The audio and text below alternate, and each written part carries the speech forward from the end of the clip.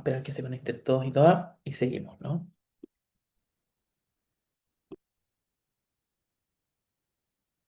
Ya, profesor. Usted me dice, Estamos listos. ya. Primero que todo, quiero pedirles disculpas a todos y todas porque, bueno, lamentablemente tengo estos problemas de cuando hay un vuelo de un lado a otro, ¿no? Hubo una descoordinación, se retrasaron los vuelos, así que me pillaba muy encima y no alcanzaba, la verdad, a llegar a mi domicilio y era un poco incómodo hacer las clases desde el aeropuerto, así que gracias al instituto ahí por dar todas las pasadas para poder hacer la clase y reprogramarla. Así que las gracias y también a ustedes las disculpas, ¿no?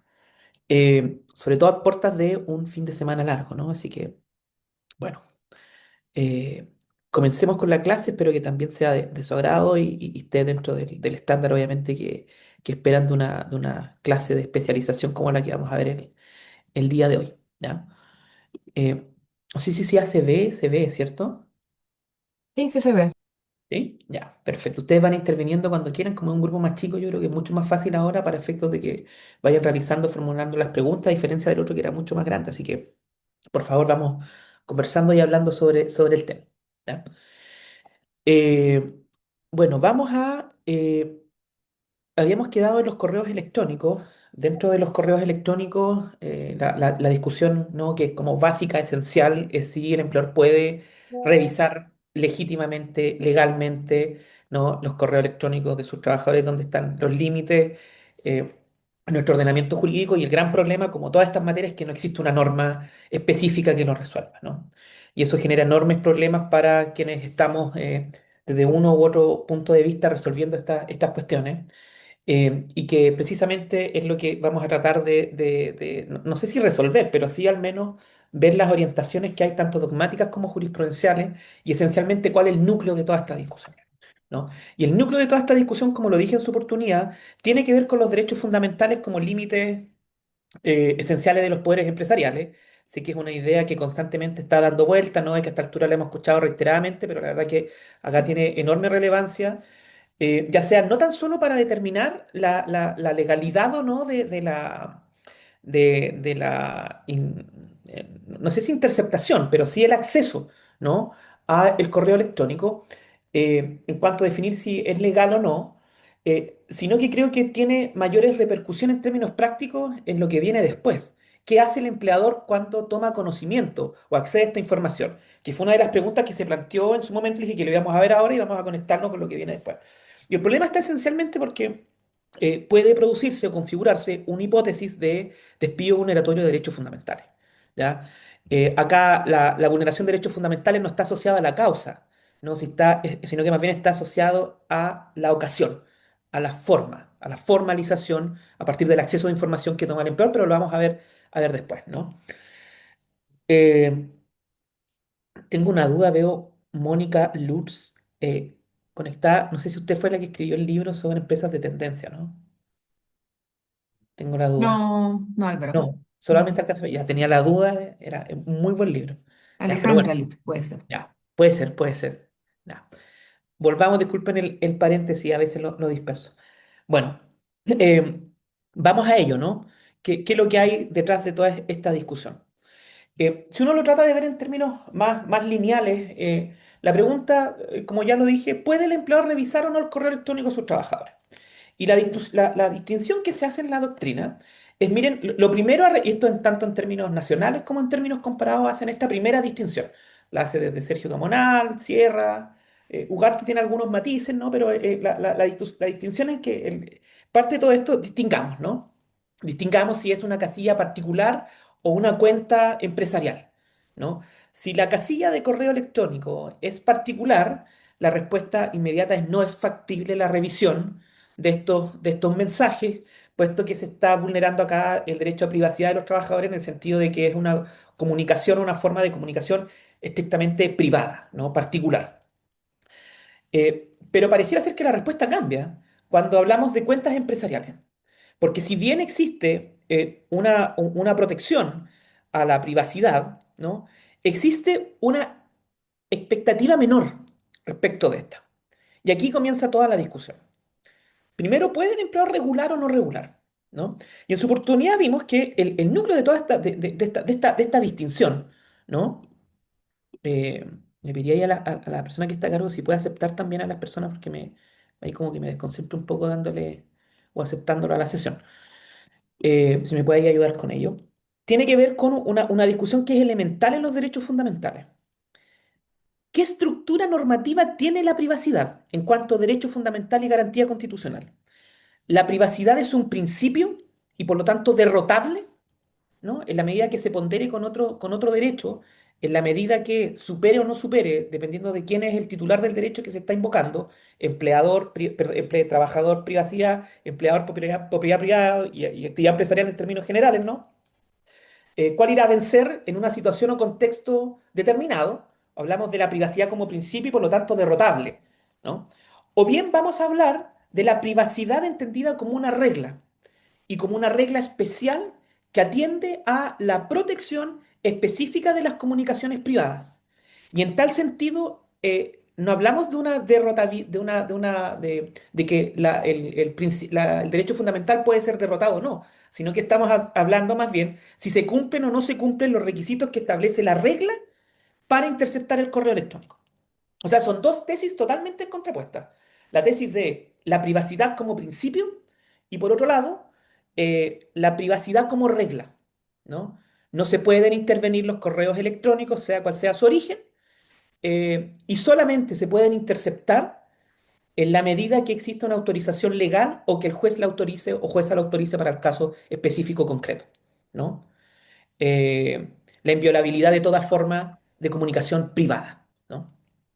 Y aquí habíamos hablado de las distintas dimensiones que hay de la privacidad, estamos haciendo un pequeño recuento, y la tesis de la Corte Suprema en materia tanto de grabaciones, ¿no? Como también respecto de correos electrónicos, y también lo extendemos esto incluso a redes sociales, y también mensajería privada instantánea, WhatsApp, Telegram, Signal, etcétera, etcétera, ¿no?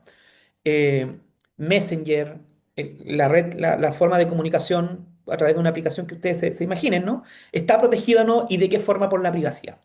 Y la tesis de la Suprema, hasta este momento, sin pronunciarse específicamente de esto, ha sido que en estas materias rige o entiende a la privacidad como principio. Eso quiere decir que si existe una expectativa subjetiva de privacidad o no, y si nosotros como sociedad estamos dispuestos a razonablemente entender que hay una legítima expectativa respecto de esta. ¿Cómo se traduce esto en toda la discusión de los correos electrónicos? ¿No? ¿Puede tener el trabajador una legítima expectativa de privacidad respecto de las comunicaciones que se produzcan a través de la interacción que puede haber de comunicaciones en el correo electrónico? O bien por mensajería instantánea, si se quiere. Pues ya volvamos a la antigua, a la carta, ¿no? ¿Hay una legítima expectativa de privacidad? ¿Es razonable reconocerla como tal?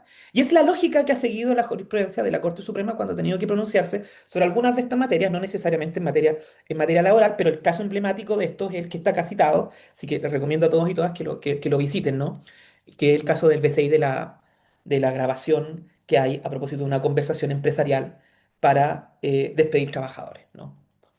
Sea esta discusión. Así que es un excelente fallo que creo que cristaliza de muy buena forma toda esta discusión. ¿Ya? Y además es un fallo laboral. Bueno, dicho esto, tratando de entender el problema que hay detrás de los correos electrónicos, ¿no? Vamos a lo primero que nos dice la jurisprudencia administrativa y que es la jurisprudencia de la Dirección del Trabajo. Y esto ya viene desde el 2002, ¿no? Si tratamos de hacer un resumen, ha sido bien permisiva, ¿no? La jurisprudencia de la Dirección del Trabajo, ¿no? ¿Qué dice la Dirección del Trabajo? La Dirección del Trabajo nos dice, se puede regular el uso del correo electrónico por parte del empleador. Se puede regular las condiciones, la frecuencia y la oportunidad de uso. Pero, nos dice en el 2002, en ningún caso podrá tener acceso a la correspondencia electrónica privada, enviada y recibida por los trabajadores. Esa fue la primera discusión o distinción que hace, ¿no? La Dirección del Trabajo. Lo plantea en esos términos absolutos, ¿no? Luego de esto ya pasa harta agua bajo el puente y la Dirección del Trabajo le da una vuelta, ¿no? A esta discusión. Y se pronuncia a propósito de las cláusulas que se introducen en los contratos de trabajo a propósito del uso y la regulación que hay de los correos electrónicos. Y acá hay una cláusula tipo sobre la cual se pronuncia la Dirección del Trabajo para que la veamos, ¿no? Esto dice la cláusula. Utilizar el servicio de correo electrónico provisto por la empresa exclusivamente para fines laborales. Esto es para llevar a cabo las tareas propias de su cargo. O sea, el empleador define cuál es el uso que le tiene que dar al correo electrónico. Luego de eso, indica, se deja expresa constancia que todo correo electrónico enviado por el ejecutivo desde la cuenta del correo electrónico institucional, el que proporciona la empresa, será copiado en forma automática y depositado en una carpeta del empleador. Y dice, por lo tanto, no tiene el carácter de comunicación privada, sino que es de registro de la empresa o de propiedad de la empresa, si se quiere, a propósito de la propiedad del dato, ¿no? Y por lo tanto, la cláusula dice, está plenamente facultada para monitorear y conocer ese correo electrónico. A partir de eso, la Dirección del Trabajo da una vuelta a esto en el año 2019 y nos dice, mire, sabe que efectivamente el empleador puede regular las condiciones, la frecuencia, la oportunidad del correo electrónico y nos dice que en la medida que establezca este tipo de regulaciones, el trabajador no puede tener expectativas de privacidad sobre la comunicación. Pero nos dice, esto es solo válido sobre los correos enviados desde la casilla electrónica y no sobre los correos recibidos, respecto de los cuales el trabajador legítimamente puede tener una expectativa superior de privacidad. ¿Por qué? Porque acá se trata de información sobre la cual el usuario no tiene control de lo que llega, pero sí de lo que envía. Entonces, acá la Dirección del Trabajo lo que plantea entra en la lógica de la legítima expectativa de privacidad. Un poco si está advertido que el empleador puede, regula y puede acceder a los correos electrónicos, prácticamente desaparece la expectativa de privacidad del trabajador y por lo tanto no puede invocarla para justificar privacidad sobre los correos. A diferencia de lo que ocurra con lo que reciba, pero no de lo que envía. Esa es la lógica de la Dirección del Trabajo en este dictamen. Y esto continúa. 2023 va puliendo después su doctrina a la Dirección del Trabajo. Y nos dice respecto al correo electrónico, está permitido la revisión del correo electrónico en la medida que dicha revisión sea previamente conocida por el trabajador y proporcionar a la legítima expectativa de privacidad que tenga respecto a esta casilla corporativa, ¿no? Está hablando de la casilla corporativa. Y para determinar, y después hace otra discusión. ¿Cómo sabemos si la casilla es institucional o no? Es súper fácil, por ejemplo, para las personas que están acá, @pehud.cl, @udec.cl, @sopraval por inventar una empresa.cl, ¿no? Claramente está identificada la casilla corporativa. Pero ¿qué ocurre? Dice cuando no es así. Eh, y nos dice, bueno, puede ser que se puede identificar por otros medios. Entonces, de nuevo, entra a escudriñar, ¿no? Ver cómo saber cuál es el fin o la utilización de la casilla y lo entiende en términos muy amplios. En la medida que sea destinada con una finalidad de comunicación empresarial, se rige por este sistema de reglas no legislado, ¿no? Sino que estatuido por el empleador a propósito de la regulación del uso de correos electrónicos. Entonces, todo esto gira para la Dirección del Trabajo a partir de la legítima expectativa de privacidad. Y en el 2025, el 24 de noviembre de 2025, aparece un último dictamen un ordinario de la Dirección del Trabajo a propósito del sistema de registro y control de asistencia digital. Y fija dos pautas, súper curiosas, ¿no? Pero lo circunscribe solo al sistema de registro y control de asistencia digital, el GPS. ¿Se acuerdan que habíamos hablado del GPS? ¿No? Nos dice, mire, contar con un email es un derecho del trabajador y al mismo tiempo una medida de protección que garantiza que siempre reciba información a propósito del sistema de registro y control. Y nos dice, el empleador da cumplimiento a su obligación enrolando a cada trabajador asociado a una cuenta de correo gratuita y no corporativa. Y por ciento, habiendo entregado su control. Es poco raro, ¿no? Pero nos dice, mire, ¿sabe qué? Es obligación del empleador de disponer de un correo electrónico para el trabajador. Es una garantía para él que va a recibir este tipo de información que le llega a propósito del registro y control de asistencia digital, pero solo para estos fines, lo plantea. No se pronuncia expresamente a diferencia de los otros de los otros dictámenes que hablan específicamente de la posibilidad de regular y acceder a los correos electrónicos, este último dictamen, pero es como un poco anecdótico, pero está ahí a propósito de lo que hay en jurisprudencia administrativa. Hay un par de dictámenes más, pero para no enredarnos tanto, cité estos que son los matrices, ¿no? Sobre los cuales se estructura la jurisprudencia administrativa de la Dirección del Trabajo. Y si uno hace una síntesis de todo esto, ¿no? Porque como no hay una regla y no todos los dictámenes pareciera ser que siguen un hilo, ¿no? Uno lo puede resumir de esta forma. La Dirección del Trabajo permite regular el correo, el uso del correo electrónico institucional y puede limitar el uso del acceso, ¿no? Se le permite también por parte de la Dirección del Trabajo a los empleadores que remita la copia de esos correos electrónicos a una fuente de registro informática.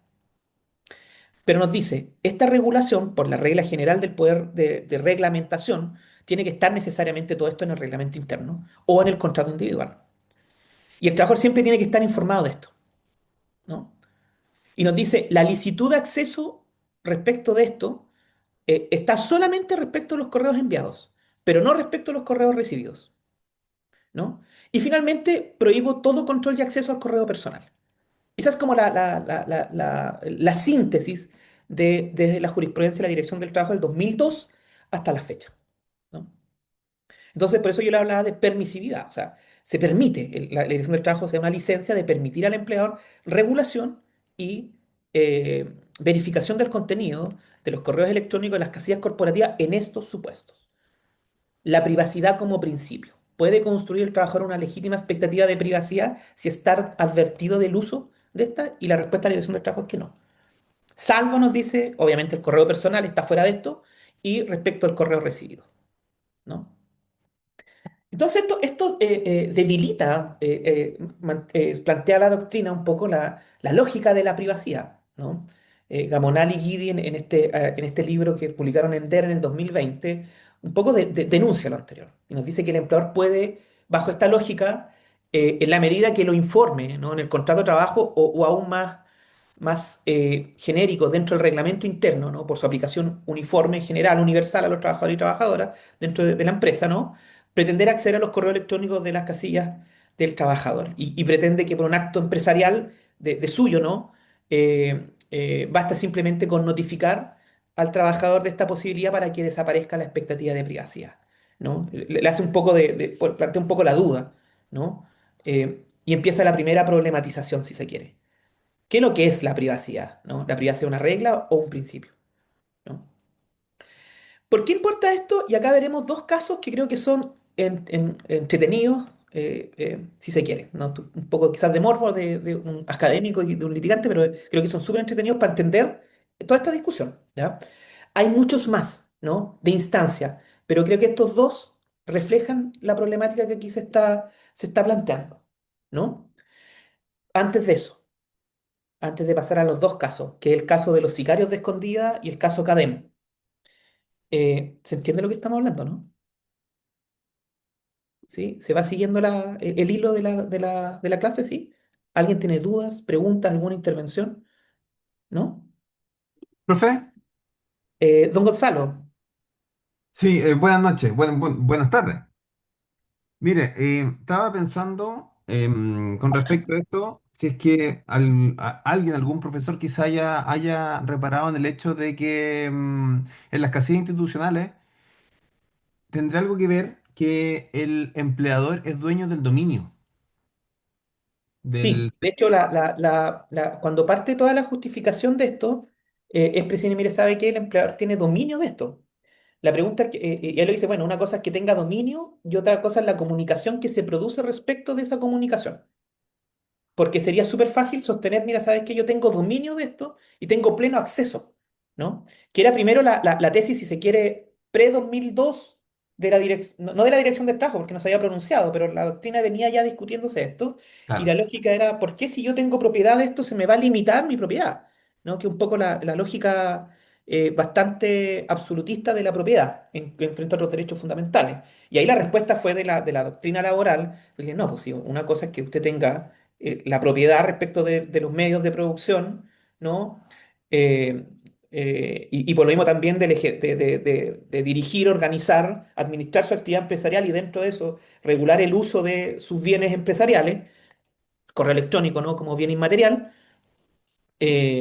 Eso no impide de que usted deba respetar los derechos fundamentales y es volver un poco a toda la discusión de la eficacia de los derechos fundamentales en las relaciones de trabajo. Y ahí entra el artículo 5 en Gloria y Majestad, si se quiere. Y ahí entra la lógica de la ponderación sustentada o sostenida en el 485, ¿no? De hasta dónde puede o no llegar este dominio sobre el correo electrónico y empieza la disputa con la privacidad, entendida como principio, de nuevo, ¿no? O sea, derrotable, ¿no? Dos derechos que colisionan. No sé si pude responder la pregunta. Sí, eh, sí, súper. Sí, ¿Ya? muchas gracias. Sí. Bueno, estos dos casos que quiero contar, uno es de Antofagasta, no recuerdo quién fue el juez o jueza. Antofagasta tiene muy buenos jueces, muy buenas juezas. Creo que de esas jurisdicciones que poco se observa, pero que tienen una muy buena cantera de jurisprudencia, ya sea por la complejidad de los casos que se llevan, pero siempre me extraña que nunca lo visitan esa jurisprudencia general de esa jurisdicción. Creo que es muy, muy, muy buena. Tienen muy buenos jueces y juezas ahí, por lo demás. ¿Ya? Pero más allá de esto, veamos este caso. No recuerdo el juez o la jueza. Sí recuerdo que Clavería fue el que resolvió la Corte de Apelaciones de Antofagasta. Es un muy buen caso.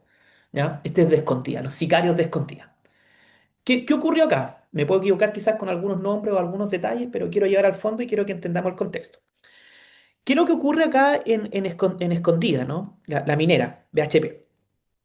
Había un trabajador que estaba con licencia médica. Escondida se caracteriza por alta conflictividad laboral en términos sindicales, ¿no? En términos laborales. Y dentro de esto había una disputa entre los sindicatos que hay dentro de la empresa, el sindicato uno y 3 a propósito de la formación de un sindicato que, de hecho, fue declarado así por los tribunales de justicia, ¿no? Que tenía un claro contenido antisindical, pero esto fue con posterioridad, que incluso llegó al Tribunal Constitucional, pero ya esa es otra historia. Y lo que ocurrió fue que había un grupo cerrado de WhatsApp entre 15 colegas de trabajo que pertenecían al sindicato y tenían como un grupo, ¿no? En el que compartían información, organizaban partidos, actividades recreacionales, hablaban de temas sindicales, ¿no? Y también asuntos personales. Típico grupo de amigos del trabajo. Y dentro de eso se empieza a hablar respecto de un trabajador, ¿no? Y dentro de eso uno de los trabajadores, ¿no? Que era el señor Rojas, ¿no? Habla o afirma respecto de un trabajador por si lo invitaban o no lo invitaban al partido de fútbol, ¿no? Empiezan a plantear que este era un trabajador amarillo que vendía a los sindicatos, ¿no? En el grupo de WhatsApp. ¿Y qué es lo que dice? Bueno, utiliza expresiones como le hicimos en su momento cuando él estaba en otra empresa que era Cerro Colorado, dice, le hicimos cagar la casa y el auto, le llenamos su casa de maíz, ¿no? Aquí una gallina vendido, ¿no? Y dentro de eso plantea, deberíamos hacer una vaca y contratar a unos ninjas, ¿no? Nigas creo que decía, no sé si decía ninjas, decía nigas creo, para pitearse, ¿no? Al trabajador y cobran 2 gambas, dice la conversación. Este es el extracto de la conversación intervenida, ¿no?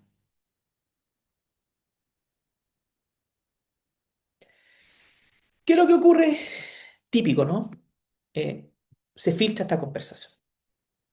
Alguien le saca un pantallazo y la empieza a echar a correr. Y esta información, esta conversación, le llega al empleador. Y el empleador lo que hace es que hace una investigación, ¿no? Y dice, mire, ¿sabe qué? Esta conducta es grave, ¿no? Aquí hay un incumplimiento grave de las obligaciones que impone el contrato de trabajo, ¿no? Este chat se viraliza entre los trabajadores, ¿no? Y le llega esto a la empresa. Decide hacer un ethic point, que es como el mecanismo de investigación y sanción que tiene en la empresa.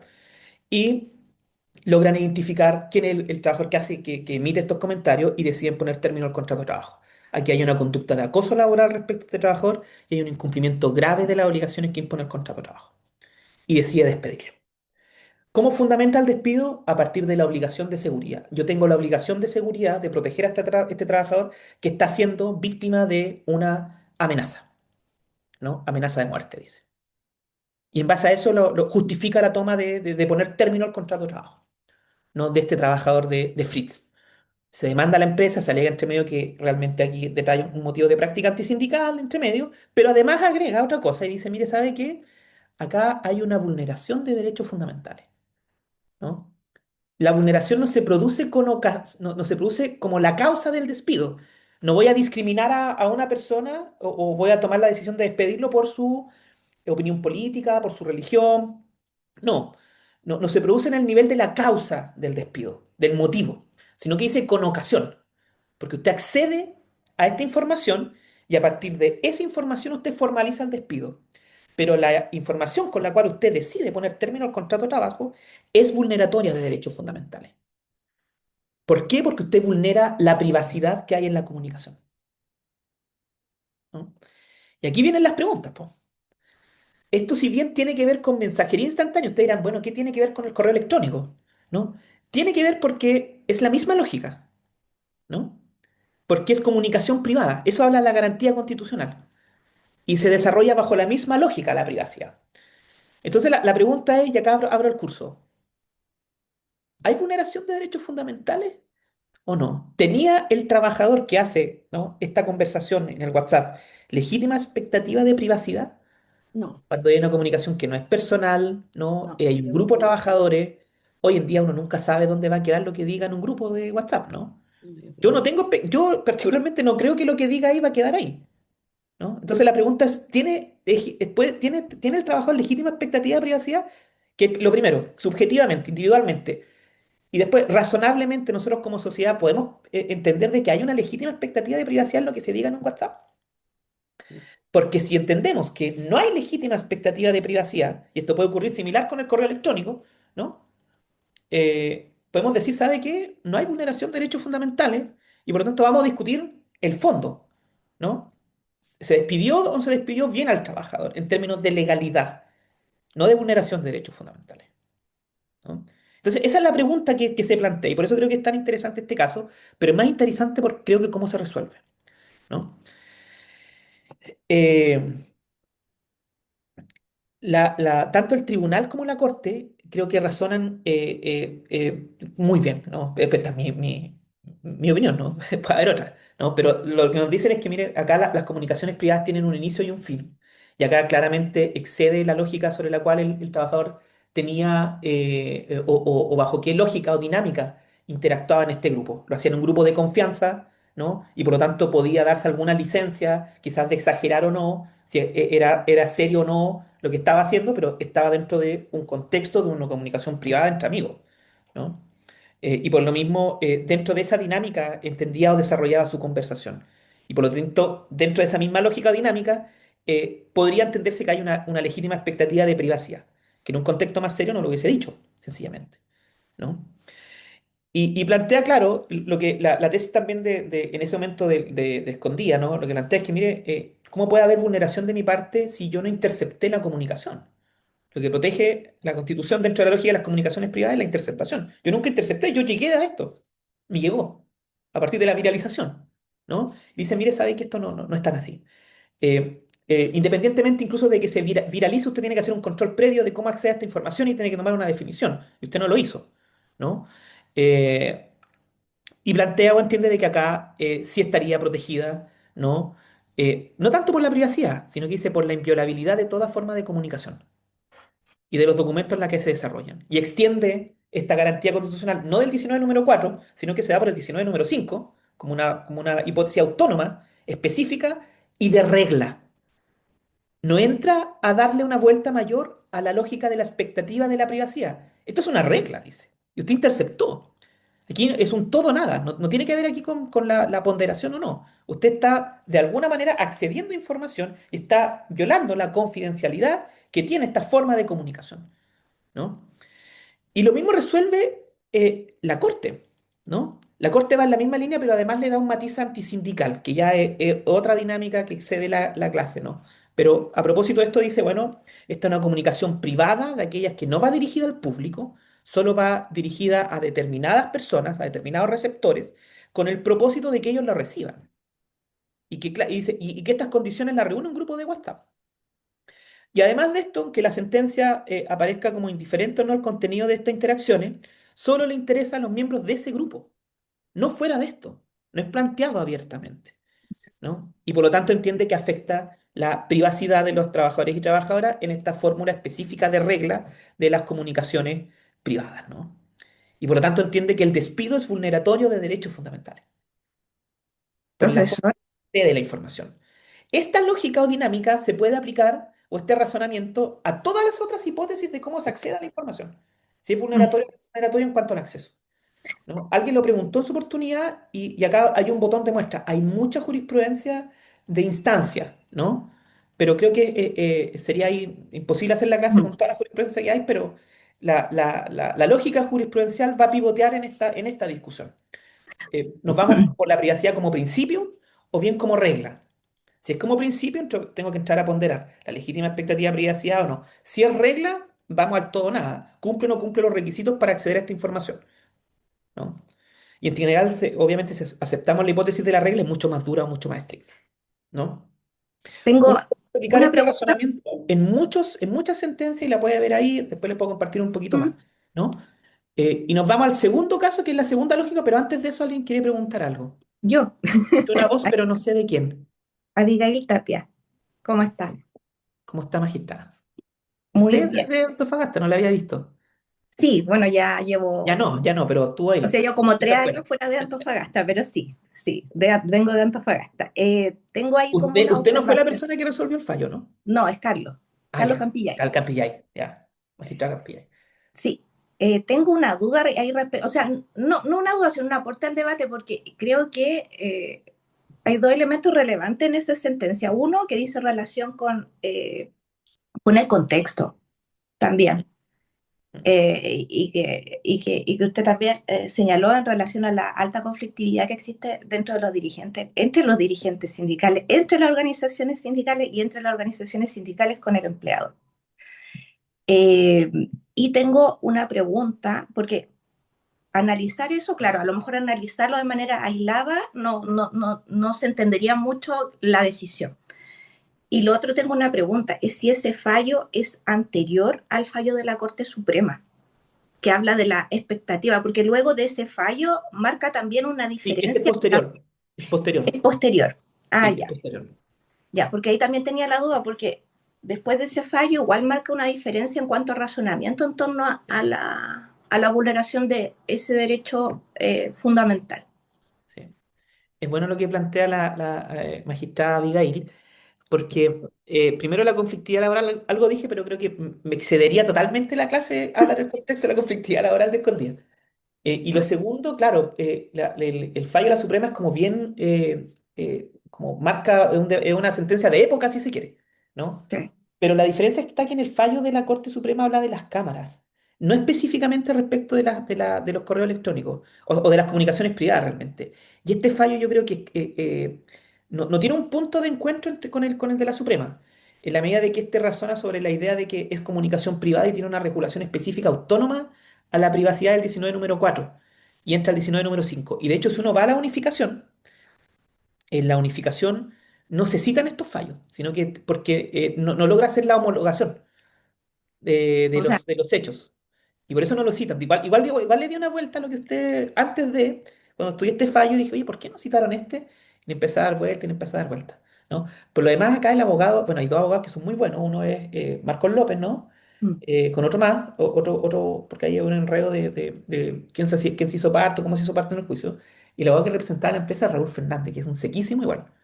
¿Ya? Le encargo de tener un juicio con él, durísimo. ¿Ya? Pero no imbatible. ¿Ya? De hecho, él va a hacer clase, tengo una muy buena relación con él, así que bromeo harto con eso.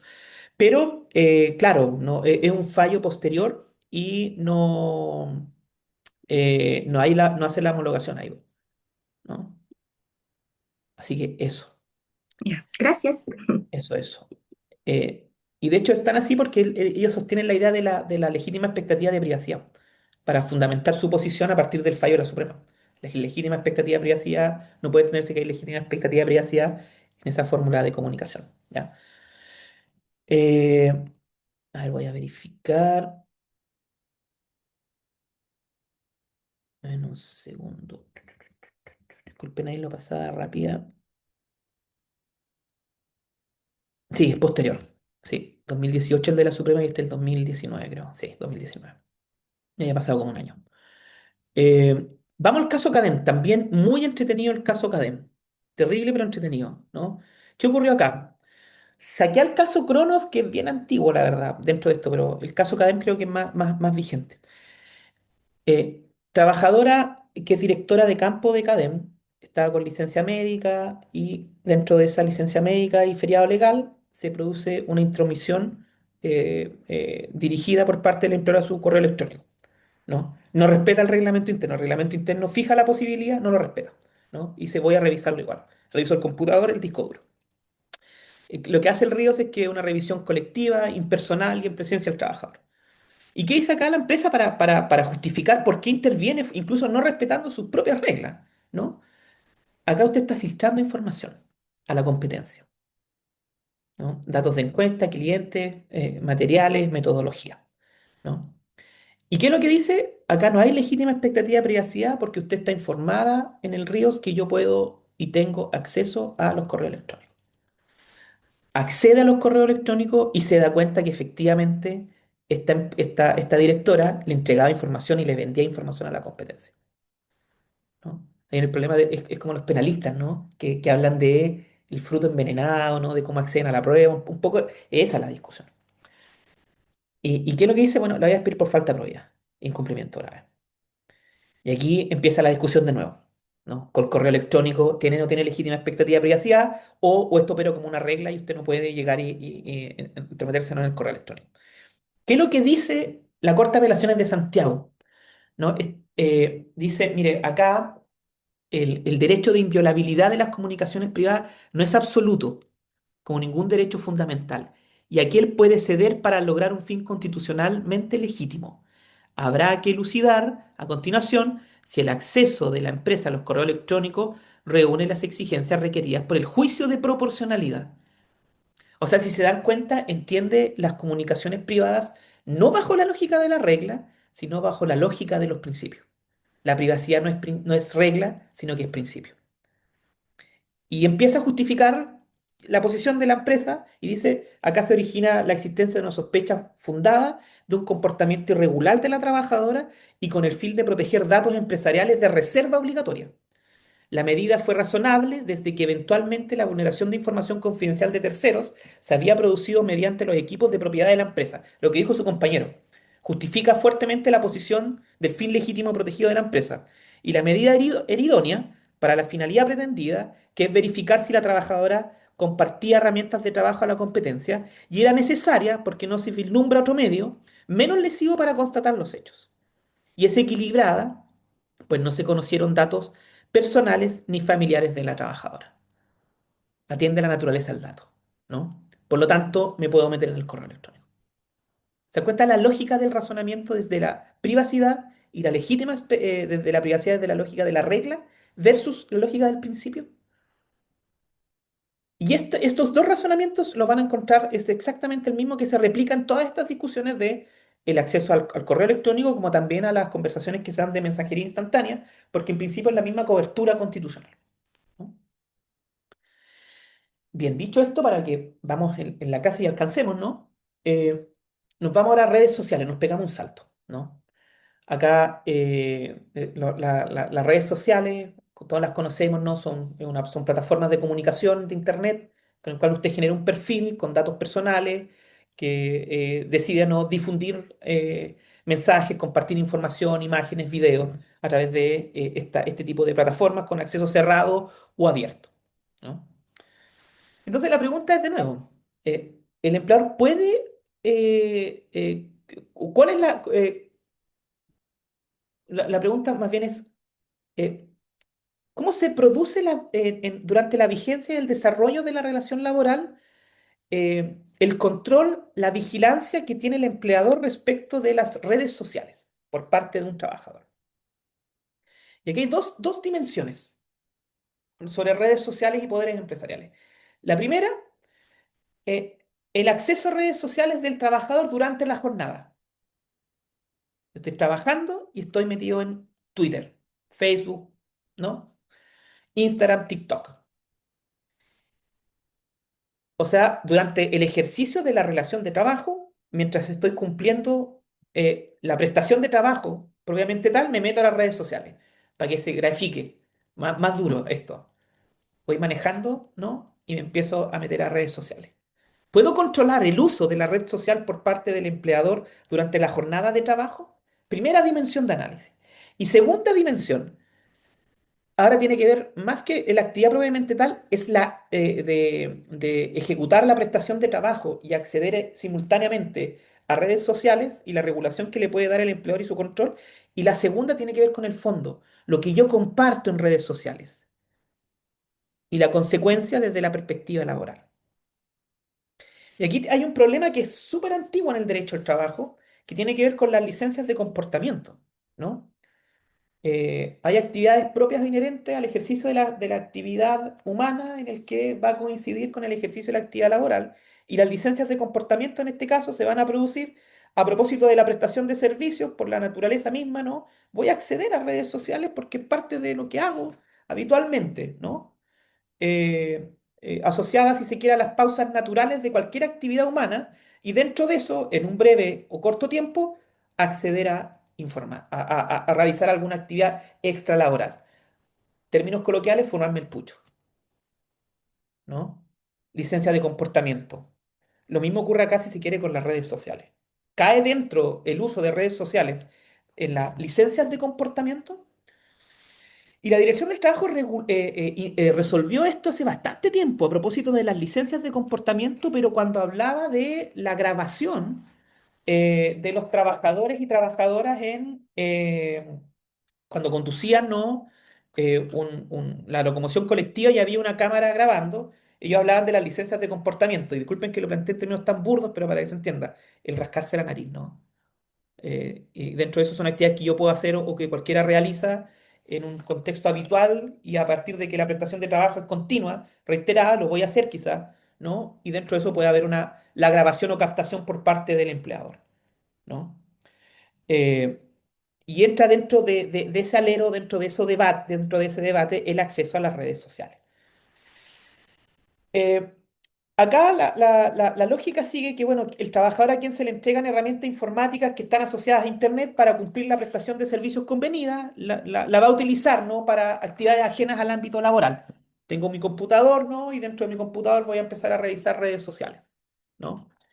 Esto tiene importancia porque obviamente acá lo que importa es que el empleador o el trabajador está obligado, ¿no? A desarrollar la prestación de buena fe y dentro de eso ejecutar el contrato de buena fe.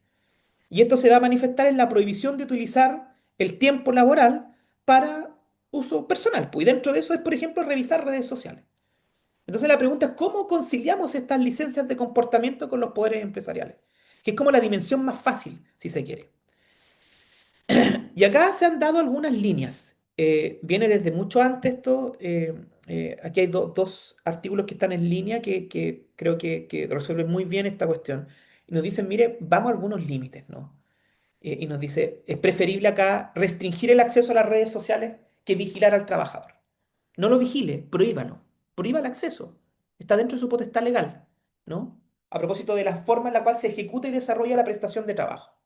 No hay acá una licencia de comportamiento, ¿no? Idealmente se plantea de que se diseñen políticas claras del uso de las herramientas informáticas, prohibición de uso. Hay una escalada de tolerancia, por ejemplo, establecer e-break y descanso, lo que en otros lados se conoce como el tiempo de la bocata, ¿no? En España, 10 minutos para receso de la actividad, hoy pausa activa, lo mismo puede hacerse acá, ¿no? Con la utilización de redes sociales para que la use, ¿no? Usted no puede controlar, obviamente, el uso privado sin autorización expresa, pero sí puede prohibir su uso, ¿no? Y el empleador puede restringir el acceso deliberado a determinados sitios, ¿no? Pornográficos, terroristas que promueven racismo o intolerancia, juegos online o incluso redes sociales. ¿Por qué? Porque lo va a hacer regulando el tiempo de trabajo y la forma en la cual se ejecuta la prestación de trabajo. O sea, lo que nos plantea esto en general es que sí, el empleador puede limitar y prohibir el uso de redes sociales en los tiempos de trabajo. No es mayormente problemático. No entra aquí la lógica de las licencias de comportamiento. Fue descartada por la doctrina, si se quiere. Incluso hay leyes que están mucho más desarrolladas, como la Ley de Protección de Datos Personales en España, ¿no? Que expresamente regula, dice acá, si bien puede tener derecho a utilizar, ¿no? Estas redes sociales, el empleador puede limitar el acceso, ¿no? Y puede establecer criterios de utilización, ¿no? No hay problema en ello, ¿no? Y esto generó varios problemas. Por ejemplo, hay un caso súper conocido. Voy a cambiar acá de lugar porque se pega la batería, ¿no? Un caso súper conocido que fue conocido por el Tribunal Europeo de Derechos Humanos, que es el caso Barbulescu contra Rumania, ¿no? Que el trabajador acá, el empleador, ¿no? Precisamente utilizó esta información para poder tener término el contrato en el sentido que estaba monitoreando el uso de las herramientas de trabajo y observó que estaba dándole un uso indebido, ¿no? a el computador en el tiempo de trabajo, accediendo, ¿no? O dándole un uso distinto al que este en principio había autorizado. Y este fallo lo que hace es que establece algunas pautas para ir desarrollando, ¿no? este tipo de control empresarial para entender que finalmente es totalmente legítimo ese control. Esto durante la vigencia y desarrollo de la relación laboral. Por lo que en resumen, la jurisprudencia y doctrina en general ha dicho que no hay ningún problema. Incluso más, Gamonal y Guidi expresamente se pronuncian sobre esto. Y nos dice que este tipo de regulación y prohibición, para que sea legal, tiene que estar en el reglamento interno, cumpliendo íntegramente los requisitos que establece la ley a propósito de su potestad de reglamentación. Es como el único límite, ¿no? Reglamentélo, ¿no? Eh, y esto nos lleva, bueno, a lo que ahora nos va importando un poquito más. Eh, ¿Qué problemas puede conllevar esto? ¿No? Uno tiene que ver con la legalidad o no del despido y eventualmente si es que puede producirse una vulneración de derechos fundamentales, que es lo que vamos a ver. Y aquí hay varias discusiones que son clásicas. Si está en el reglamento interno y hay infracción al reglamento interno y hay incumplimiento por parte del empleador, ¿puedo despedirlo? Y está la discusión que está más o menos, hay una tesis mayoritaria, ¿no? Que dice, mire, si está en el reglamento interno y hay incumplimiento, ese incumplimiento se puede reconducir a la hipótesis de 160 número 7, incumplimiento grave. Amplitud de la fuente. Una tesis más restringida dice que no.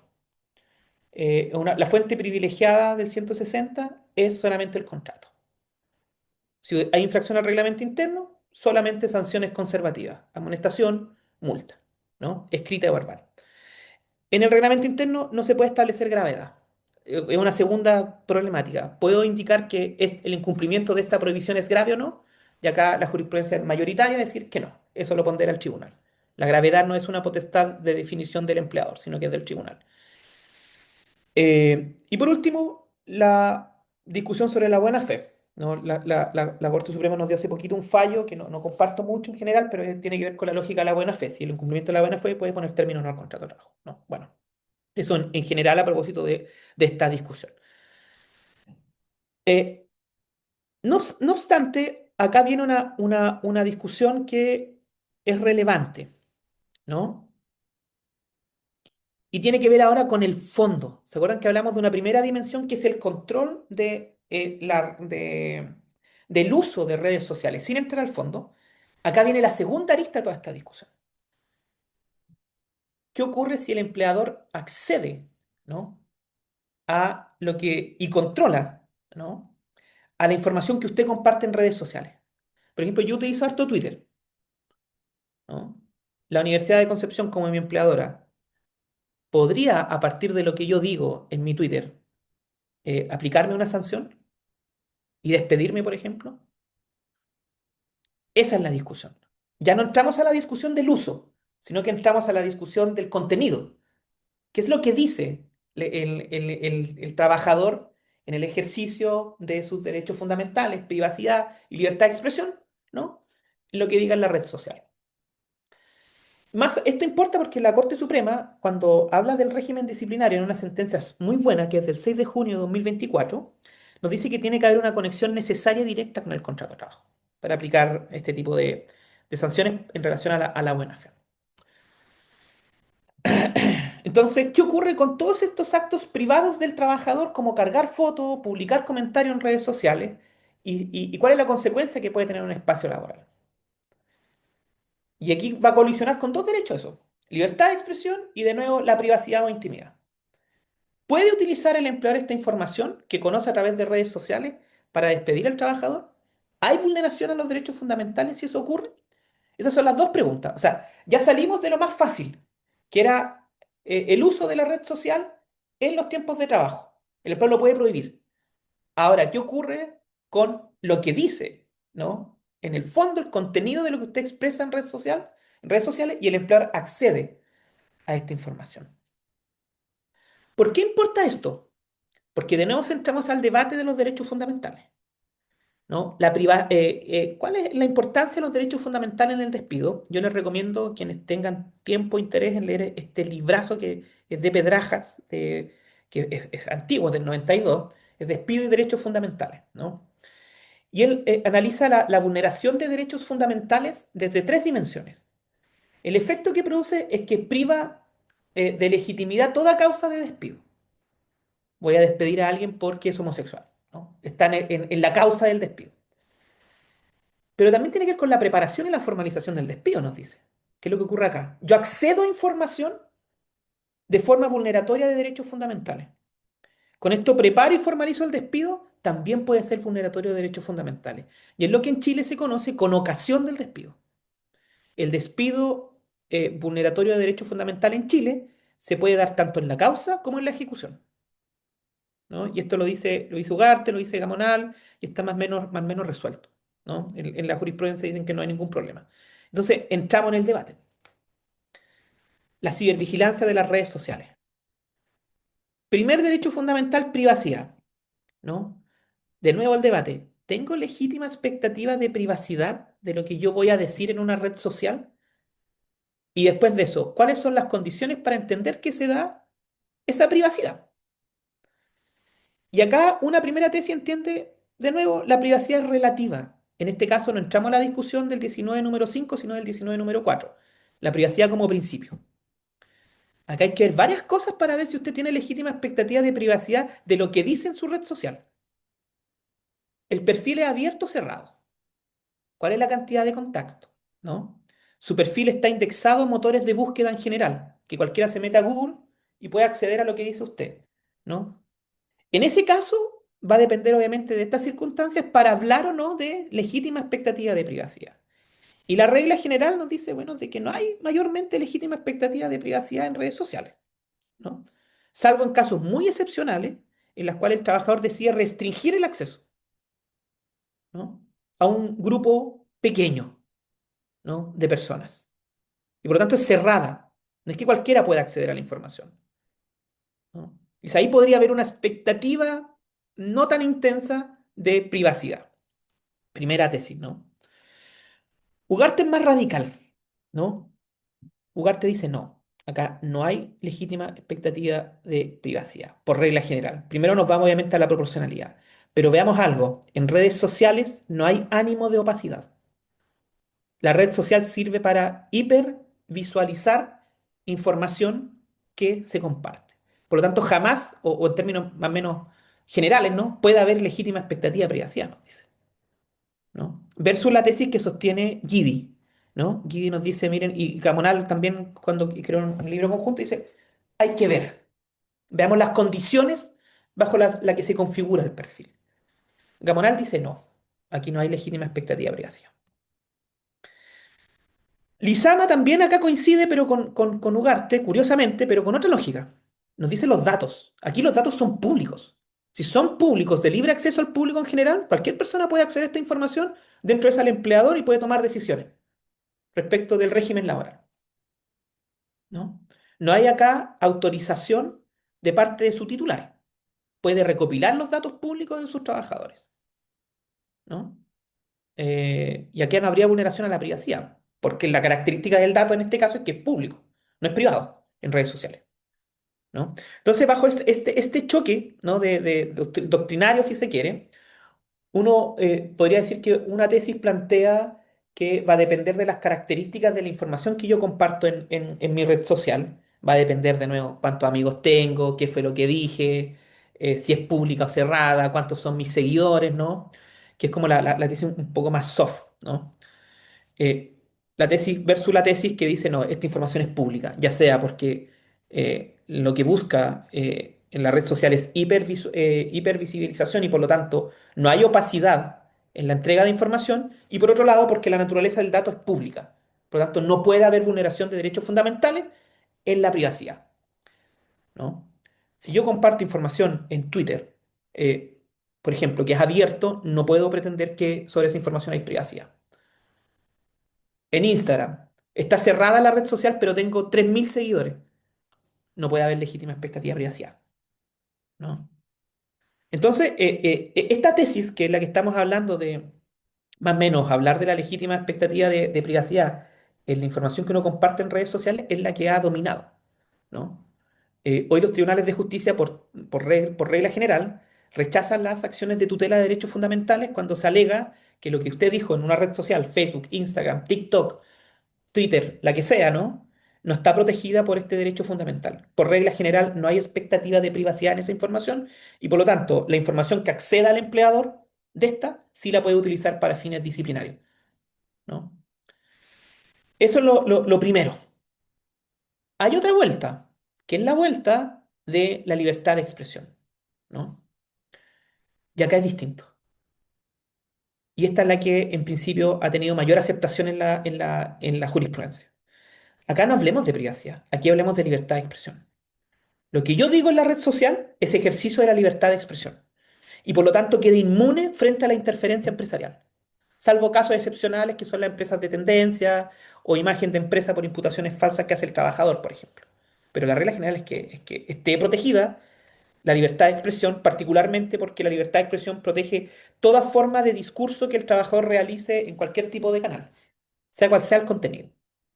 Por lo tanto, realmente el debate de las redes sociales, el control y la vigilancia que hay en materia de despido con vulneración, con ocasión con la vulneración de derechos fundamentales con ocasión del despido, más bien tiene que ver con un problema de libertad de expresión antes que privacidad, ¿no? Y ahí la jurisprudencia ha sido abundante, ¿no? Les dejo acá un par de fallos que razonan en esta lógica, ¿no? Los voy a pasar rápido porque, para que alcancemos, ¿no? Y vamos conversando un poquito si quedan dudas o preguntas respecto a lo que aquí estamos conversando. Pero en general, esa es la dinámica. El límite está asociado al desempeño de sus funciones. Acá los derechos fundamentales valen bien poco. En una orientación jurisprudencial a propósito de la privacidad, ¿no? Es totalmente irrelevante. Eh, dice acá no importa para estos efectos, ¿no? Y por lo tanto, lo único que importa es la naturaleza de la información que comparten, más allá de si es una red social abierta o cerrada, ¿no? Esa es la tendencia jurisprudencial dominante en atención a la privacidad, ¿no? La privacidad no como regla, sino como principio, ¿ya? Esto también incluso incluye YouTube, ¿no? Les recomiendo este fallo de TikTok, que es de la Corte de Apelaciones de Santiago, que es de los últimos que hay. Sé que es del 2024, pero es de los últimos, de verdad, no hay otro más fresco como relevante, ¿no? Y tiene que ver con TikTok, ¿ya? El trabajador se burlaba de otros trabajadores en TikTok, lo grababa y lo subía y alegaba: no sabe que está en mi red social, po. No, usted no puede tener acceso a esta información. Le dijo: no, pues si una red social abierta, la naturaleza de lo que usted está diciendo además tiene una clara conexión con lo laboral, usted se está burlando de sus compañeros, ¿no? Es como esa la lógica del fallo, ¿no? Pero ocurre algo distinto con la libertad de expresión, po. La libertad de expresión acá tiene jurisprudencia para uno u otro lado. Hay algunos fallos que dicen: mira, acá hay infracción al reglamento interno a partir de la divulgación que usted hace de material audiovisual, de las dependencias e instalaciones de la empresa, ¿no? Sí se puede ejercer el poder disciplinario, no, pero entra al fondo. Si se dan cuenta, entran al fondo de la libertad de expresión. Hay unos fallos de Arica que están también bien buenos, ¿no? En ese sentido, que razonan sobre la lógica del incumplimiento, pero hay otros que dicen: mire, acá es un discurso protegido, ¿no? El de la libertad de expresión. Es sumamente relevante incluso para el ejercicio de la democracia. Hay unos fallos acá les quiero mostrar dos, ¿no? Por ejemplo, esto es lo que decía el trabajador en su red social. Contraloría está haciendo una fiscalización a nivel nacional. Dentro de muy poco se sabrán todos los fondos desviados. No se preocupen, se van a saber muchas cosas. Yo igual lo denuncié por este medio en la plazuela Simón Bolívar del circuito de juegos para los niños, ¿no? Está mal, muy mal escrito, pero así estaba, lo extracté nomás. En su letrero de obras públicas decía 236 millones, que con suerte más de 20 millones no valía. Al hacer esta denuncia, al día siguiente retiraron el letrero y borran siempre lo que uno publica para no manchar la imagen de él, está hablando de una autoridad comunal, ¿no? Y ahí se genera la discusión. Está protegido por la libertad de expresión, ya no de la privacidad, descarta la privacidad, va a la libertad de expresión, ¿no? Y ya entra al fondo, ¿no? Eh, si afecta o no afecta a la libertad de expresión. Hay unos buenos fallos ahí sobre eso para que lo revisen lo visiten con calma. Antes de pasar a la segunda lámina, que tiene que ver con despido y algunas cuestiones más, quiero abrir las preguntas porque sé que bombardeé con información, pero quise transmitir al menos las tesis, ¿no? Las discusiones que hay en relación ahora de redes sociales, ¿no? Y que incluso se puede llevar a todo lo otro que vimos anteriormente. La discusión en el fondo es la misma, ¿no? En la formalización del despido, con ocasión de la preparación y su formalización, el empleador accede a información y entra la discusión si es que esta fue obtenida legalmente o no dentro del marco del respeto a los derechos fundamentales y cuál es la implicancia que tiene. En resumen, en redes sociales, la tendencia jurisprudencial es descartar la privacidad a propósito de la información que obtiene el empleador y más bien el debate se centra en la libertad de expresión, pero un debate de fondo, no un debate de forma. Ya no es como el acceso en sí, que es la tesis de los penalistas del fruto prohibido de la prueba, ¿no? Aquí no hay legítima expectativa de privacidad con lo que usted comparte en sus redes sociales, ¿no? Así que dejo abierta la pregunta, quienes quieran realizar preguntas, observaciones, comentarios, opiniones, así que con toda la confianza del mundo, como somos un grupo pequeño, ¿no? Podemos ir conversando tranquilamente, así que por mientras abro la otra presentación.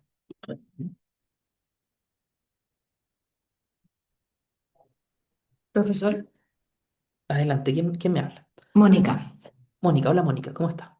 bien, gracias. No, mi único comentario es que yo revisé, leí en el aula virtual que las presentaciones no necesariamente van a ser compartidas y que la recomendación es tomar apunte. No, yo la comparto. Yo Ya, no tengo ok, ningún problema. ese, Así que no ese, se preocupen, yo ese. soy súper solidario con la difusión de todas estas cuestiones, así que no tengo ningún atado, no se Sí. preocupen. Así que Es que hay yo harto siento de su contenido, parte. entonces yo prefiero al menos Sí. estar atenta a lo que se va No, diciendo, tranquila, más que tener que tomar apunte. no, se Ya, estresó, no se preocupe. Así que gracias. con toda la confianza del mundo, después saca ahí la información, revisa y todo. Así que incluso si tiene jurisprudencia a compartir después, bienvenido sea. Así que encantado de recibirla. ¿Ya? Ok, gracias. ¿Preguntas, dudas?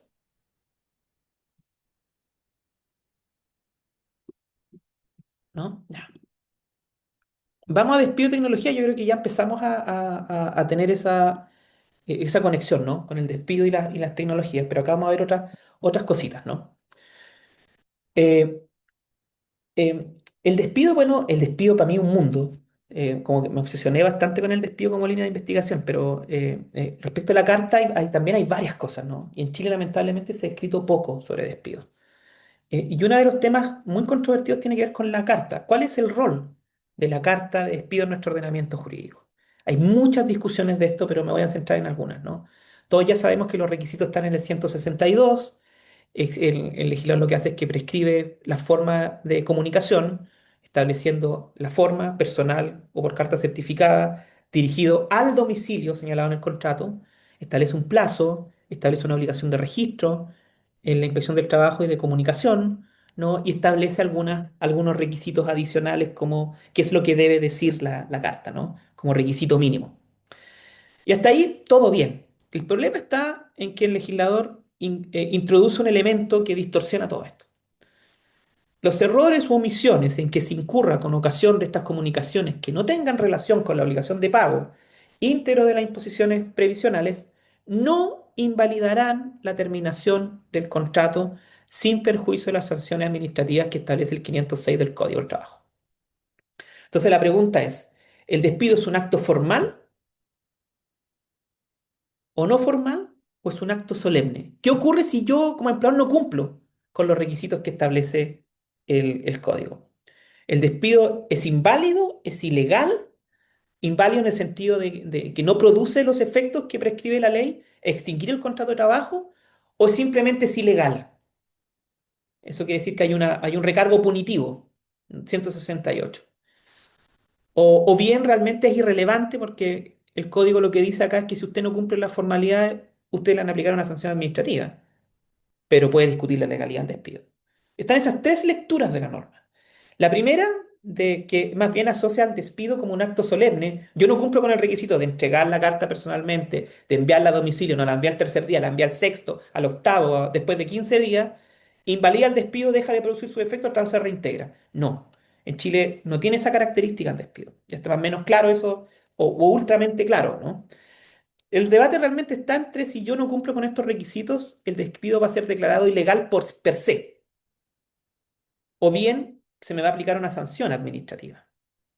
Depende del requisito y entran todas estas discusiones. Humildemente yo escribí algo de esto y trato de sistematizarlo en este libro que del año 2021, que también lo puedo poner a disposición. Total, Thomson Reuters ya no está, así que me da un poco lo mismo los derechos de autor, así que no soy muy partidario de la propiedad intelectual. Así que lo voy a compartir también, lo voy a subir ahí. Y está este artículo que es muy bueno de Fernández Cuervo, que lo recomiendo mucho, que discute sobre todo esto, ¿no? De ahí saqué varias ideas, ¿no? Y lo que se ha dicho es que aquí hay dos tesis, ¿no? Si usted no cumple con los requisitos que la ley prescribe, deja en indefensión al trabajador por incumplimiento de la forma que indica el legislador. Y al producirse indefensión, la carta es expresión del debido proceso, ¿no? Se convierte el despido inmediatamente en ilegal. Sea cual sea el requisito, da lo mismo, ¿no? Que es la tesis de la Suprema, mayoritaria. Pero hay una tesis de los meros efectos administrativos que dice, mire, sabe que no. Si usted, dependiendo de cuál es el requisito, no dejan indefensión al trabajador. Por ejemplo, el registro en la inspección del trabajo. O que se demora un día más, un día menos. Si el trabajador recibe la carta y conoce todo lo que está ahí, ¿qué importa, no? Se puede defender, ¿ya? O si usted no envía ya, si no envía la carta ya es distinto, ¿no? Pero la tesis de los meros efectos administrativos es más relativa. En la jurisprudencia, dominantemente, hoy la tesis es la de indefensión por incumplimiento. Si usted incumple cualquiera de estos requisitos, el despido automáticamente es ilegal. No entra al fondo, ¿no? Es ilegal. Esta discusión, si bien es como clásica, estructural del debate de la carta de despido, hay harta jurisprudencia, ¿no? De hecho, aquí están citados los fallos de estas dos tesis en pugna de la Corte Suprema, está como súper uniforme, salvo algunos fallos, algunos votos disidentes de la ministra María Cristina Gajardo, que ella es partidaria de la tesis de los meros efectos administrativos, dice, va a depender del requisito, dice, ¿no? Eh, para entender la legalidad, pero no ha logrado hacer mayoría esta disidencia, pero la tesis de la Suprema mayoritariamente es esta, ¿no? Si usted no cumple con estos requisitos, el despido es incausado, es ilegal incluso, inmediatamente, ¿no? Usted le va a imputar robo al trabajador. Bueno, si usted no cumplió con los requisitos, da lo mismo si robó o no robó, es ilegal por sí solo, por no cumplir con las formas que indica la ley. No se priva de efectos el despido, sino que simplemente es ilegal, ¿no? ¿Por qué importa toda esta discusión que pareciera ser como muy general? ¿Y qué pasa si el empleador comunica el despido por un medio tecnológico? Le envía la carta por WhatsApp, le envía la carta por correo electrónico. ¿Qué pasa ahí? ¿No? ¿Y qué pasa si en el contrato de trabajo se indica que las comunicaciones laborales se van a hacer al correo electrónico? ¿Es válido o no es válido el despido dentro de toda esta discusión? Porque la ley indica la forma. La forma es que tiene que ser personal o por carta certificada. Esto importa para dos cosas. Uno, legalidad del despido en esta discusión que hablamos recién y cómputo del plazo. ¿Desde cuándo empiezo a contar el plazo? ¿No? La Dirección del Trabajo ha tenido dos oportunidades para pronunciarse de esto. Indica que es un derecho irrenunciable del trabajador. Aunque incluso en el contrato de trabajo usted indique que autoriza al empleador para realizar las comunicaciones a través de medios tecnológicos, ¿no? Usted está renunciando a un derecho. Y es el derecho a que se comunique el término del contrato con los requisitos que indica la ley. Entiendo, presume la ley que esta es la forma bajo la cual se presume, ¿no? Usted va a tomar conocimiento efectivo del despido. No por otro medio que es relativo. Y aquí podemos entrar a la casuística del por qué. Analfabetismo digital, po, ¿no? No todos utilizan correo electrónico. Quizás los que estamos aquí sí, pero no el resto de la gente. O no lo revisa con habitualidad. O lo mismo puede ser, no todos tienen WhatsApp o se pierde el WhatsApp. ¿A cuánto nos ha pasado que se nos borra el contenido del WhatsApp? No puedo acceder de nuevo a la carta. Y así, ¿no? La ley en ese caso, o se entiende que establece estos requisitos porque entiende que es la forma bajo la cual cualquier persona debería enterarse o tomar conocimiento efectivo de cuándo y cómo se pone término al contrato, ¿no? Y la Dirección del Trabajo razona con estos dos dictámenes. Y este debate uno lo puede encasillar de nuevo en esta vieja discusión, po, de cuál es el rol de la carta, ¿no? Y hay un solo fallo que he encontrado, no conozco otro, ¿no? Siempre busco cuando tengo que hacer esta clase, empiezo a buscar de esto porque encuentro que es súper entretenida la discusión. Y hay uno solo que es de la Corte de Apelaciones de Puerto Montt. Y en pandemia, ¿qué es lo que ocurre? Que a la trabajadora le comunican por WhatsApp, ¿no? Y dice, entonces la discusión fue, ¿es legal o no es legal? El despido al tiro. Y lo que dice la Corte es que sí es legal, po. Si bien no suple la formalidad del correcto envío de la carta al domicilio registrado en el contrato, ¿no? El que se comunique por WhatsApp eh, la comunicación del despido, en el juicio queda acreditado que a partir de la información que se le entrega por este medio, tomó conocimiento oportuno del despido y por lo tanto podía ejercer su derecho a defensa. Esta tesis lo que hace es que asume la tesis de los meros efectos administrativos, relativiza, ¿no?, el cumplimiento o no, y a su vez toma parte de la tesis de la indefensión. Dice, ¿cómo el trabajador o trabajadora va a estar en indefensión si queda acreditado que se entregó la carta y la persona toma conocimiento de lo que dice la carta? Y creo que le dice en el propio WhatsApp, le dice, como que le dice algo, no sé, como, chuta, me despidieron, o que da a entender de que toma conocimiento de los hechos de la carta a través de esta comunicación. Por lo tanto, dice, relativiza, ¿no?, el alcance del 162 a propósito de la forma de comunicación y entiende que pese a no haberse cumplido, el trabajador tomó conocimiento y por lo tanto no quedó en indefensión. Y por lo tanto podemos entrar a discutir el fondo del despido y no quedarnos finalmente en la simple discusión de la formalidad. No hay más fallos que esto. He buscado un montón. No hay más. Está este fallo que es de corte, por lo tanto permite unificación porque está firme y ejecutoriado, ¿no? Y estos dictámenes de la Dirección del Trabajo. No hay más. Si ustedes conocen más, encantado que me los compartan, ¿no? Porque una discusión que es relevante e interesante, pero no tiene mayor desarrollo, ¿no? Y se enmarca dentro de esta clásica discusión. Dicho esto, hay otra Oye, Pablo, variante. Adelante, adelante. No sé quién me comentó ahí. yo el David, con David, él, conocí la voz, pero no disculpen. estaba seguro. Oye, yo tengo dos bien parecidos. ¿Ya? Si bien no se están en unificación ahora, pasaron el examen de admisibilidad. Tenemos en realidad la oficina porque está ahí Gerardo. Y si bien no son la misma cuestión, es en contra de un servicio público, una municipalidad, y que se le comunica a la trabajadora muy escuetamente a través de una resolución del sumario, bueno, está mal el sumario, pero es otra cosa, a dos trabajadores, y por eso son dos fallos. Eh, y ahí la Corte de Apelaciones de Concepción, primero el Tribunal de Instancia de Mulchen, me dijo que daba lo mismo, que la carta estaba mala, lo que importa es que tomó conocimiento el trabajador o la trabajadora a través del sumario y pudo tener la indefensión, o sea, no quedó en la indefensión. Y lo mismo respecto a este otro trabajador, la Corte ratificó eso. Ah, Ahora está pendiente ahí la unificación. Yo lo encuentro bien interesante. De hecho, el fallo que tú comentaste ahí lo argumenté y fue dentro de la sentencia de contraste sobre la carta de despido, que es lo que importa si es el solo mero, que está mala la carta de despido, no se cumplen los requisitos, transformar el despido en ilegal. ¿Ya? Yo lo tengo por ahí. sí, mira, Quizás están bueno, lo que dice malos, David, y pero te los voy a pasamos a pasar a corte. Maximiliano. ¿Por qué importa lo que dice David? Porque la tesis, que aquí cité varios fallos de la Suprema. La Suprema, cuando ha tenido que discutir esto, dice, se ha planteado esencialmente cuando se envía a domicilios errados, cuando no se le entrega la carta al trabajador y la conoce en la dirección del trabajo, en el comparendo, se le informa a través de un funcionario y dicen, mire, no cumplió con la formalidad. Que un poco lo mismo que dice David. Aquí tomaron conocimiento de otra forma. Pero, ojo, no es lo mismo. Porque en los casos que plantea David es como el clásico caso, ¿no? Se informa por otro medio, pero es como bien normal, a través de medios materiales, ¿no? Pero acá es expresamente la discusión que se le envía por WhatsApp, por Telegram o por correo electrónico, que es distinto, ¿no? Porque hay un medio en el cual toma conocimiento íntegro, si se quiere. Pero en estricto rigor uno lo puede siempre reconducir a esta discusión macro. Pero la similitud fáctica, la similitud de hecho va a estar discutida, porque en el fallo de la Corte de Apelaciones de Puerto Montt, cuando sube a unificación, le citan todos estos fallos de la Suprema en el que plantean precisamente esto. Y les dice, mire, ¿sabe qué?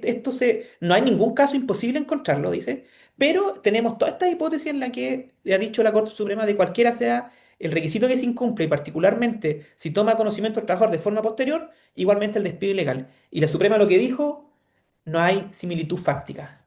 Por lo tanto, inadmisible la unificación. Así que si llega al fondo, David, encantado para revisarlo. Pero no es homologable a este caso. Pasé admisibilidad en los dos, Ya, ¿ya? ya. Ahora, bueno, está como en un año y medio, 2 años quizás lo voy a ver. Vamos a ver. Sí, Está ahí, pero está bastante lento, el la caso verdad. que dice Todavía no se ven David las es del como. 2025, de hecho, ya Ya. tengo Pero el está, caso que dice David es como el clásico, ¿no? El clásico, ¿no? Así que no me sirve el caso. Pero bueno, se agradece. Maximiliano. Profesor, gracias. No sé, ¿se me escucha bien? Sí, se lo escucha. Ya. Una consulta respecto bueno, a ese mismo caso del despido, más que como de la comunicación. Quizá usted me dice si está dentro del contexto. Soy un empleador y cumplo todos los requisitos formales.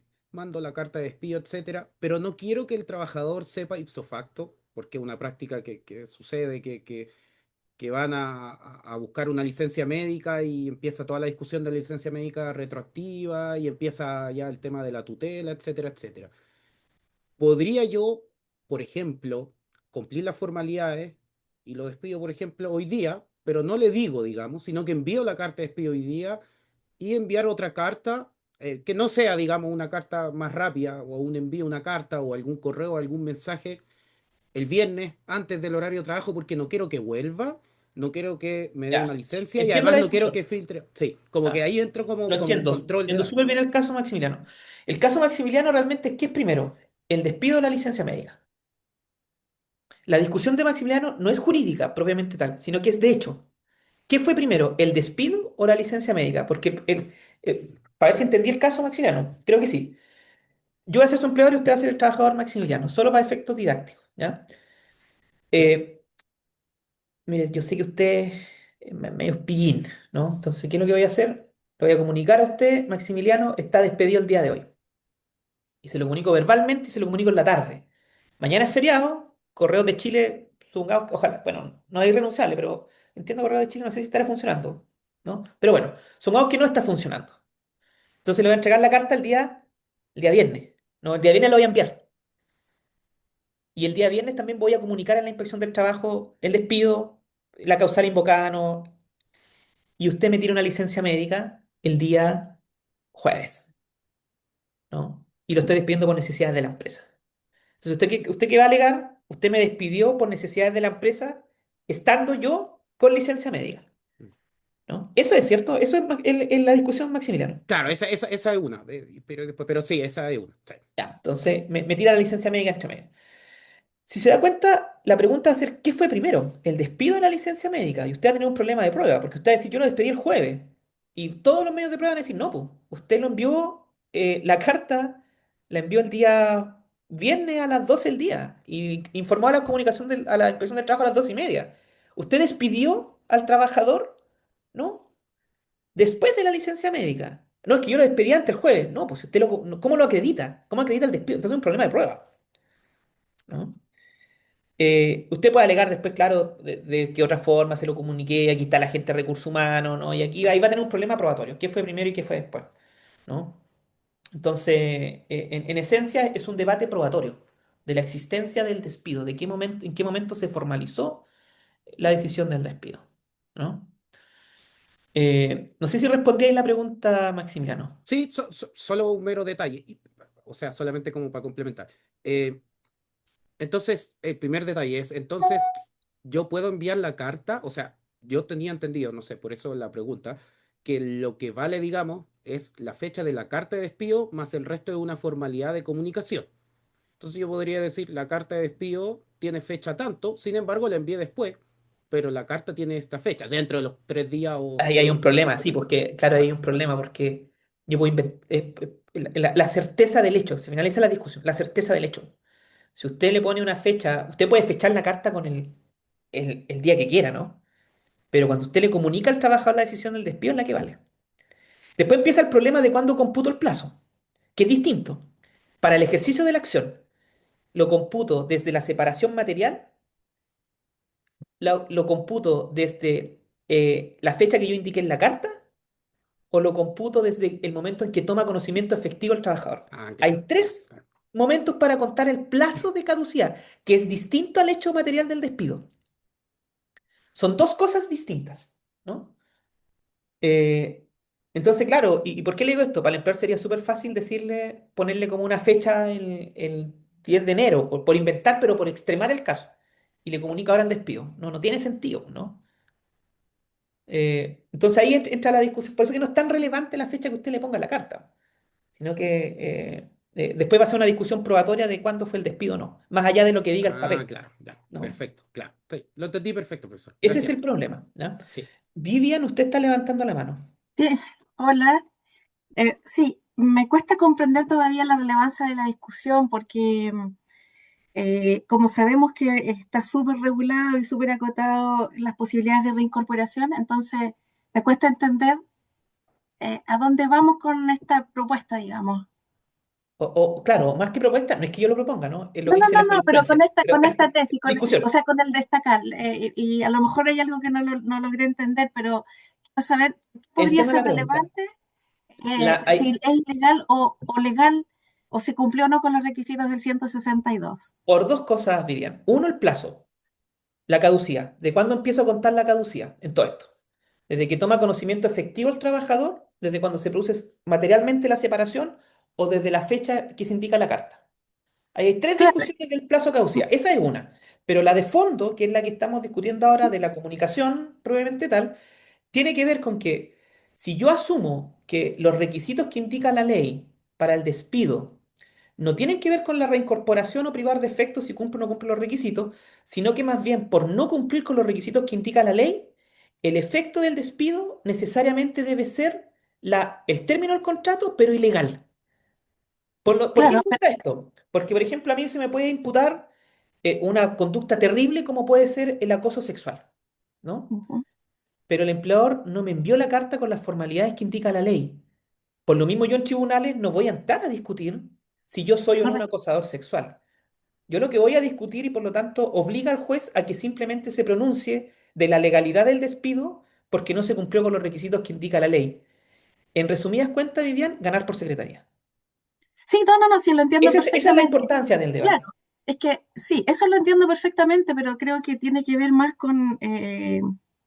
sí, con una decisión que toma el trabajador si entra o no entra al debate. Ah, claro. Yo creo que O viene el sea, palo ahí, Vivian, porque sí, claro, uno puede decir, efectivamente, mire, ¿sabe qué? Yo voy a alegar simplemente la ilegalidad del despido, porque no tengo idea qué fue lo que se me comunicó ni cuándo, sí, ¿no? sí. Pero Es que si eso después usted entra pienso, al fondo, a discutir el fondo, el tribunal puede salir con esta variante, que es la misma de la comunicación por WhatsApp, y decirle, oiga, ¿sabe qué? Usted sí conocía el fondo, po. Por lo tanto, pudo ejercer su derecho, no quedó en claro. indefensión. Y Pero se cae yo la no tesis de la sé, indefensión.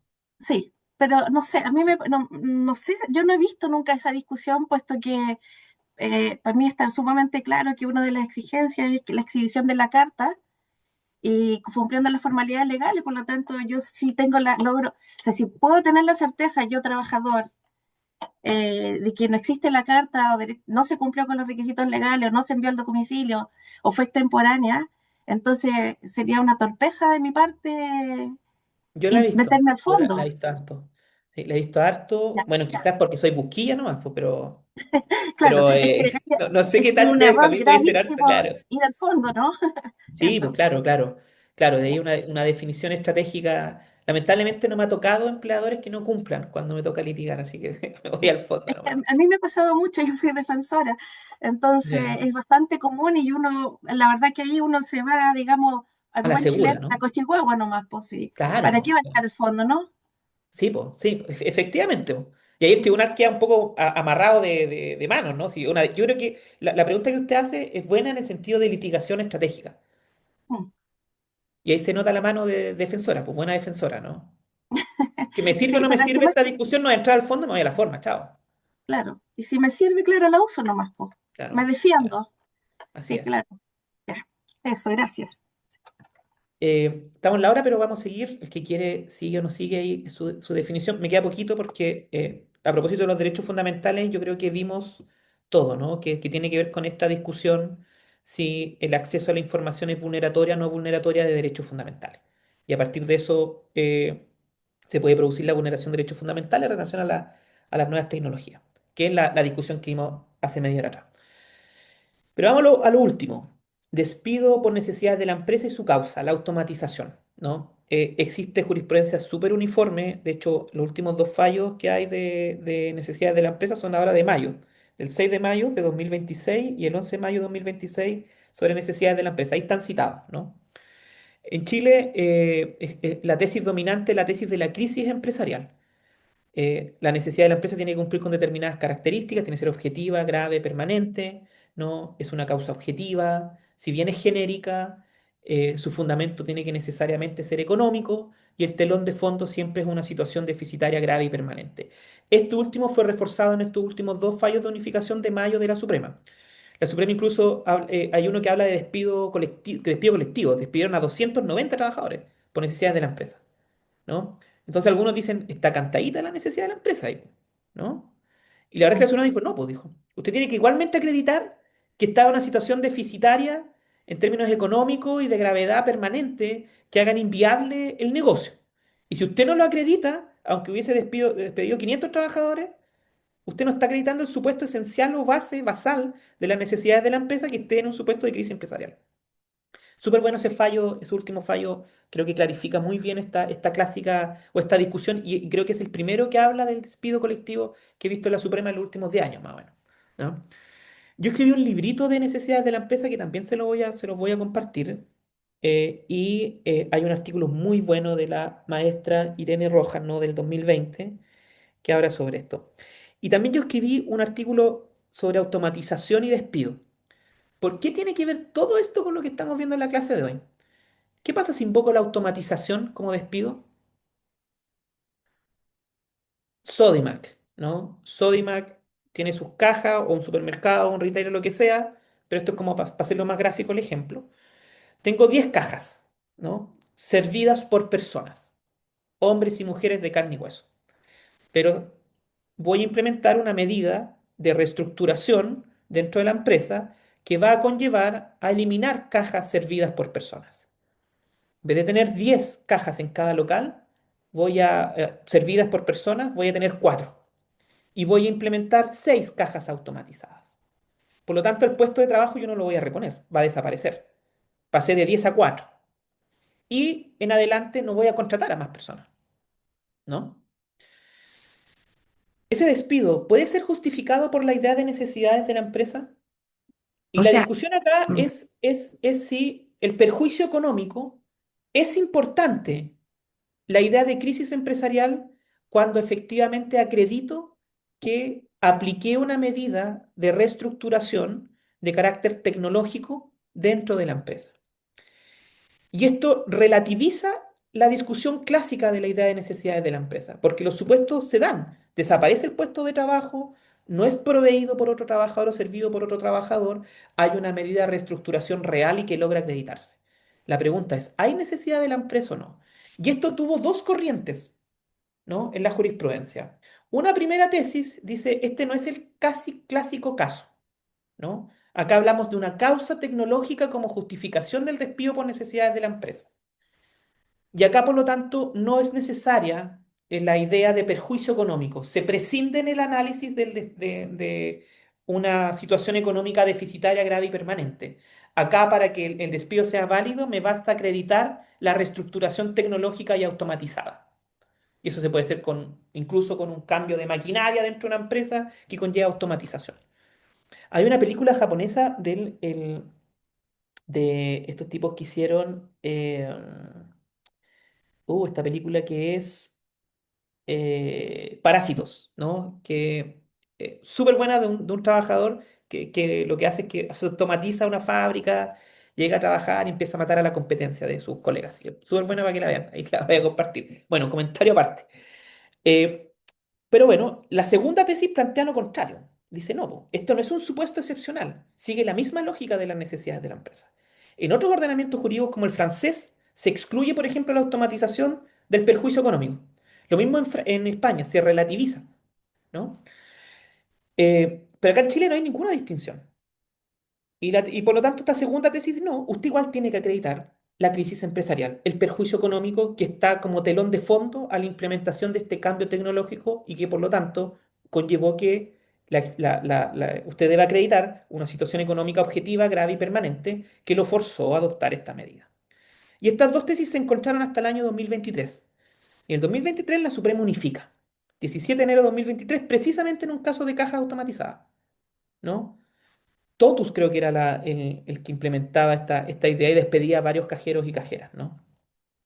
Eh, y la Suprema lo que dice es deja sin efecto la decisión del juzgado del trabajo de instancia y la Corte de Apelaciones respectiva, creo que era Santiago, ¿no? Y les dice, mire, ¿sabes qué? Igualmente acá opera bajo la lógica de que usted debe acreditar o se debe exigir al empleador la acreditación de circunstancias financieras adversas, graves, que afecten la viabilidad del negocio y que forzadamente lo lleva a adoptar este proceso de modernización o racionalización. Sigue la lógica de la fusión empresarial también, ¿no? Entre otras cosas. Fue San Miguel, perdón, fue San Miguel. Y se plantea el objeto de unificación en ese sentido, ¿no? Eh, y se plantea acá que estos casos de reestructuración, al no acreditarse los supuestos económicos que justifican la decisión, son simplemente mera voluntad empresarial y por lo tanto son ilegales dentro del juego o del esquema de las necesidades de la empresa. ¿Ya? Así que esta unificación un poco resuelve esto, ya está expresamente planteado ante la Suprema y expresamente resuelto en unificación.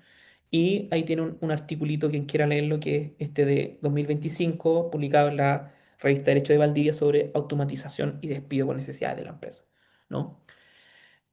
Eso, estimados, creo que me pasé un poquito. eh, Siempre que uno queda como con gusto a poco, ¿no? A veces parece que va corriendo y le gustaría meter más discusiones, más jurisprudencia, pero lamentablemente no se alcanza, así que depende ahí del instituto si para la otra me da otra hora más y seguramente podríamos ahí profundizar, ¿no? Así que eso por mi parte, un agrado el curso. Ojalá que hubiese estado dentro de la expectativa que ustedes tenían estas primeras dos clases. De nuevo les pido disculpas, ¿no? Por haber llegado tarde o por haber reprogramado realmente. Y me comprometo, como les dije, a enviarles estas presentaciones, ¿no? Y subirlas. Así que eso, muchachos, muchachas, no sé si hay dudas, preguntas, cualquier comentario siempre es bien recibido.